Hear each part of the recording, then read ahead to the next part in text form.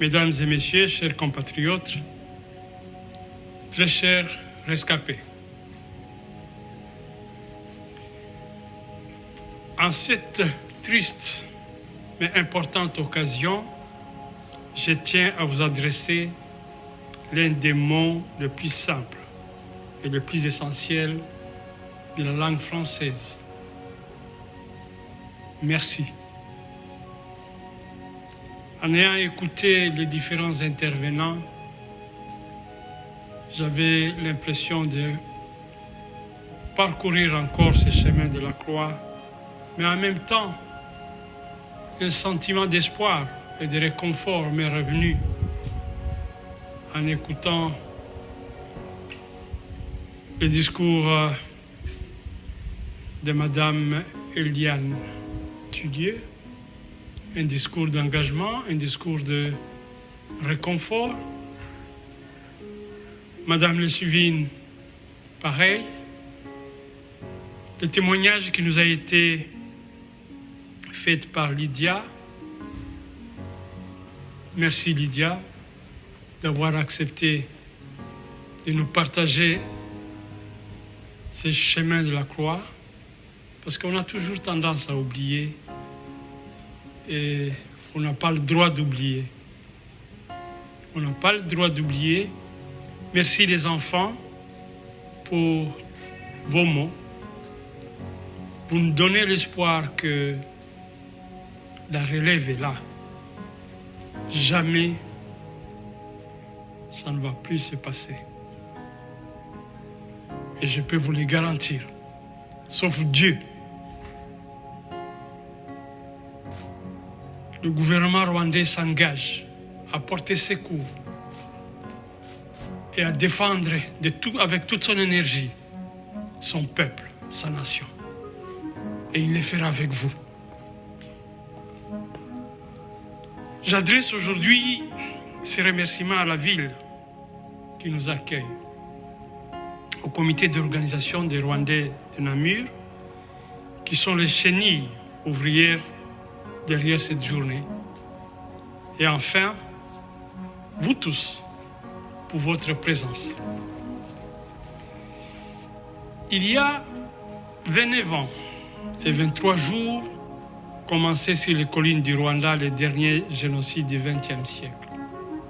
Un génocide d'une violence inouïe. Vous l'avez si bien fait remarquer. Qui fit plus d'1 million de morts en l'espace d'à peine 3 mois. Comme le rappelait un jeune à la commémoration des Louvain-la-Neuve la semaine passée, s'il fallait faire une minute de silence pour honorer chacune des victimes de ces crimes, il nous faudrait nous taire pendant 2 longues années.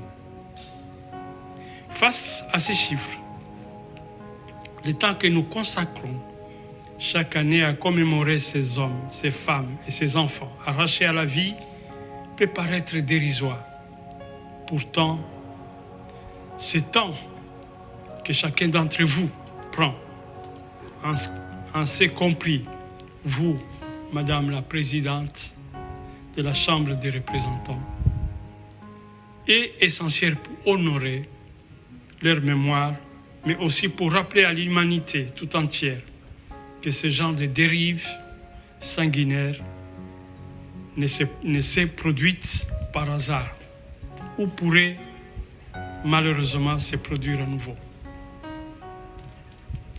Mesdames et messieurs, distingués invités, vous n'êtes pas sans savoir que Namur fut une cible privilégiée du régime nazi pendant la Seconde Guerre mondiale. Malgré ces épreuves, les Namurois ont fait preuve d'un courage et d'une résistance incroyable pour s'opposer à l'occupation. Après l'invasion de la Belgique en mai 1940, Namur est rapidement tombé sous le contrôle de l'Allemagne nazie. Cependant, malgré l'occupation, les Namurois ont refusé d'abandonner leur combat pour la liberté. L'un des exemples les plus marquants de la résistance namuroise est l'attaque de la gare de Namur en avril 1943. Ce jour-là, un groupe de courageux résistants a réussi à placer des explosifs dans un train transportant des troupes allemandes, causant des dommages et des pertes considérables. Cet attentat a été un coup dur pour le régime nazi et a encouragé d'autres personnes à rejoindre la résistance, et leurs actions ont joué un rôle crucial dans la libération de la Belgique. En 1994, ce même courage et cette même solidarité habitaient les parents belges qui étaient chargés de défendre notre Premier ministre et qui venaient d'une caserne namuroise. Leur assassinat au premier jour du génocide faisait partie intégrante d'un plan du gouvernement extrémiste. Et je tiens à saluer leur héroïsme. Votre expérience de la guerre et votre présence à nos côtés font que ce genre de cérémonie nous concerne au même titre que chacun d'entre nous, et nous sommes touchés que vous ayez choisi de vous associer à notre douleur. Nous avons le sentiment d'avoir été entendus et compris. Cette expression de votre humanité et de votre solidarité est loin d'être anodine à nos yeux. Mesdames et messieurs, chers compatriotes, il y a 29 ans, jour pour jour, le 28 avril 1994, Christine Shelley, porte-parole du département d'État américain, refusait d'utiliser le mot génocide en s'adressant à des journalistes sur la situation au Rwanda, car l'utilisation de ces termes aurait eu de nombreuses implications, dont l'obligation d'agir pour mettre fin aux tueries insensées des civils innocents. Le 29 avril 1994, le Conseil de sécurité des Nations Unies passa 8 heures à débattre de la pertinence de l'utilisation du terme génocide en relation avec le Rwanda. Le Royaume-Uni et les États-Unis s'opposèrent d'ailleurs fermement à l'utilisation de ces termes. Je me permets de rappeler que ces deux moments clés dans la reconnaissance des génocides perpétrés contre les Tutsis du Rwanda, qui nous rappellent que ces débats sémantiques déconnectés de la réalité se tenaient pendant que des gens étaient mis à mort avec une barbarie inouïe.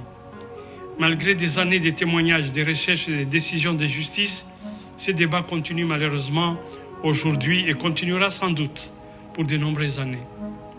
Pour la simple raison que la même façon que le génocide constitue un crime imprescriptible, sa négation est elle aussi infinie. Mon message pour vous en ces jours est de vous rappeler que nous ne sommes pas face à un débat linguistique abstrait, mais face à une lutte pour la mémoire et la justice à laquelle les futures générations devront faire face. Mesdames et messieurs, chers compatriotes, selon les mots du grand écrivain sénégalais Boubacar Boris Diop, la mémoire d'un génocide est une mémoire paradoxale. Plus le temps passe et moins on oublie. En lisant cette phrase et entendant vos témoignages chaque semaine depuis le 7 avril, je n'ose imaginer ce que ces moments vous rappellent. Nous vous écoutons tout en sachant que ces souvenirs continuent de hanter votre quotidien pendant que nous vaquons à nos occupations. C'est pourquoi nous nous joignons à votre douleur et tâcherons d'être au plus près de vous au cours des semaines à venir. Twibuke, twiyubaka. Murakoze, je vous remercie.